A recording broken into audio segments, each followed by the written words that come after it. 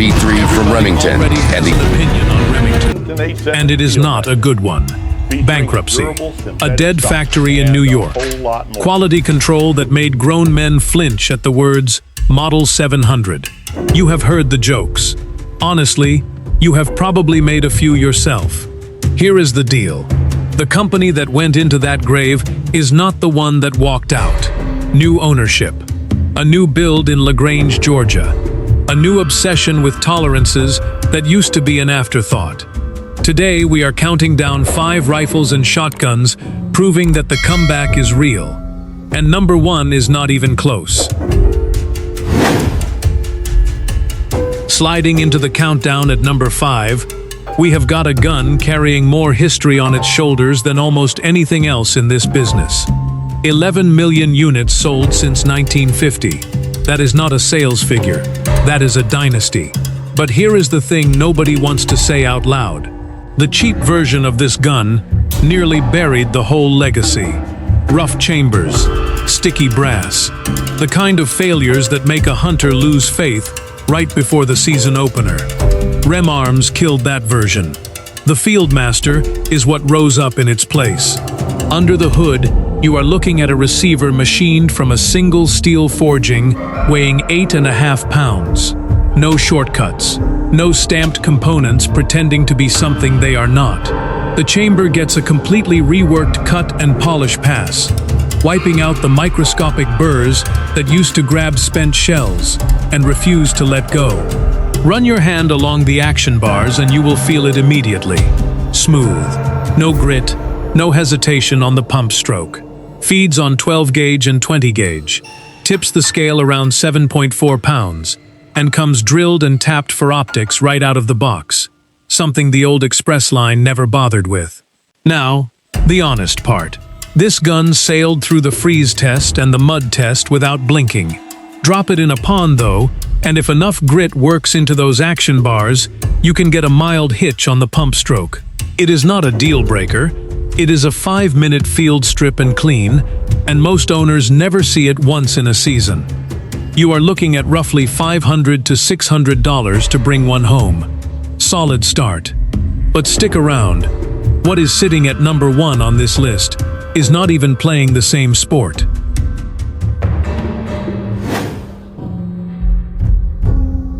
Stepping up the game now, because number 4 is where Remington stops playing catch-up and starts setting the pace again. This is the same bolt-action architecture that took over deer camps back in 1962. 3 rings of steel wrapped around the case head.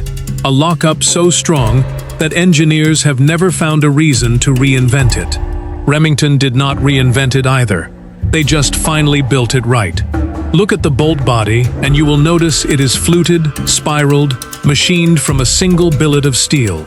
No more brazed-on handles snapping off after a decade of hard use. The release lever moved to the left side of the receiver, out of the way of your trigger hand. Underneath all of that sits a 2-stage Timney trigger, tuned to 3 pounds, and it breaks like a glass rod. Clean, no creep, no warning. Here is where the real engineering lives, though. The barrel runs a 5R rifling pattern, which staggers the lands and grooves asymmetrically instead of stacking them straight across from each other. That stops the bullet from deforming evenly on both sides as it spins down the bore, which means less copper fouling and tighter groups without you doing a single thing differently at the bench. Pair that with an 11-degree target crown at the muzzle, and this rifle slings 308, 243 Win, and 6.5 Creedmoor downrange with sub-MOA consistency straight out of the box. Now, the honest gripe, and it is a money one, not a mechanical one. That carbon stock, that Timney trigger, that fluted bolt, none of it is cheap.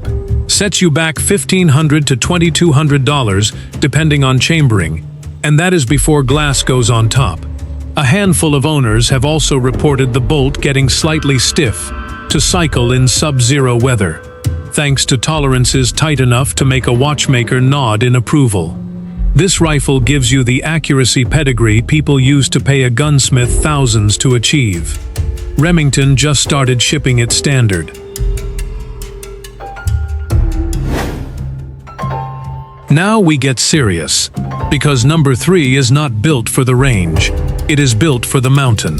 Born in 1983 as a shrunk-down Model 700, this rifle exists for one reason: getting light enough and short enough that you forget it is on your back until the moment you actually need it. Bare weight sits at 5 pounds 11 ounces. That is lighter than some scopes people mount on other rifles. A stainless steel barrel this thin runs into a problem physics does not forgive: barrel whip, the vibration that throws your point of impact around under heavy pressure. Remington's answer was a pressure pad, 1.5 inches long, seated 2 inches back from the fore-end tip. It presses gently against the barrel and calms the harmonic dance down to something repeatable, which is how a 5-pound rifle still prints cloverleaf groups under 1/2 inch at 100 yards. The stock is where HS Precision earns its name on the barrel. Kevlar, fiberglass and carbon fiber, layered and cured into something closer to armor than wood. A CNC-machined aluminum bedding block lives inside it, giving you a metal-to-metal marriage with the receiver instead of wood flexing under recoil. The whole cavity gets filled with dense polyurethane foam, which kills the hollow, tinny knock you get when a cheap synthetic stock taps a tree branch in the dark. Here is the trade-off, though, and any mountain hunter will tell you the same thing. A barrel this thin heats up fast on a follow-up shot, and the machining marks inside a contour this tight tend to grab copper fouling quicker than a heavier barrel would. You are not shooting strings at this rifle. You are shooting once, maybe twice, and moving. I know some of you are already typing that a full-weight rifle beats a lightweight every time. Sound off below and tell me if you have ever actually carried one of these up a real mountain. Entering the elite tier now, and number 2 is the gun that finally solved a problem shotguns have fought since gas systems were invented. Every gas-operated shotgun has the same headache. Light target loads do not generate enough pressure to cycle reliably, and heavy magnum loads generate so much pressure they beat the action to death over time. Most manufacturers pick one problem to live with. Remington built a system that refuses to choose. It is called VersaPort, and here is how it actually works. 8 gas ports sit inside the chamber itself, not far down the barrel like older designs. Load a light 2 3/4 inch shell, and the shorter hull leaves every port uncovered, pulling in maximum gas to drive the twin short-stroke pistons. Load a 3-inch Magnum, and the longer hull physically covers a portion of those same ports, choking gas flow down before it can hammer the internals. No O-rings, no regulator rings, no moving parts to wear out. The shell itself does the regulating. That gas system also let engineers ditch the action spring that normally lives crammed inside the buttstock, tucking it into the aluminum receiver instead. That shift moves weight out of the back end and towards center, which is why this gun swings and tracks moving targets faster than shotguns built the old way. On the tactical and pro variants, the bolt handle, safety, and release button all get sized up for gloved hands, and the loading port gets opened wide for fast, aggressive reloads under pressure. My only real gripe here is not about how it shoots. It is about what happens when you take it apart. That dual short-stroke piston setup demands a careful, methodical hand during deep cleaning. Rush it, and reassembly gets fussy. That is a maintenance quirk, though, not a mission killer. The damage to your wallet runs $750 to $1,200, and for a gun running under a 1% malfunction rate, that is a number most competitors cannot touch.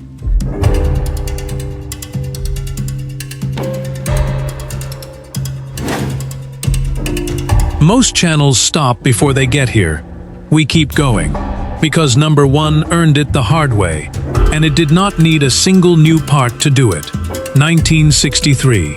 2 engineers, Wayne Leake and Robert Kelly, sat down with one mission: kill the recoil that was beating shooters out of the sport entirely. What they built was the first gas-operated semi-auto shotgun to truly deliver on that promise.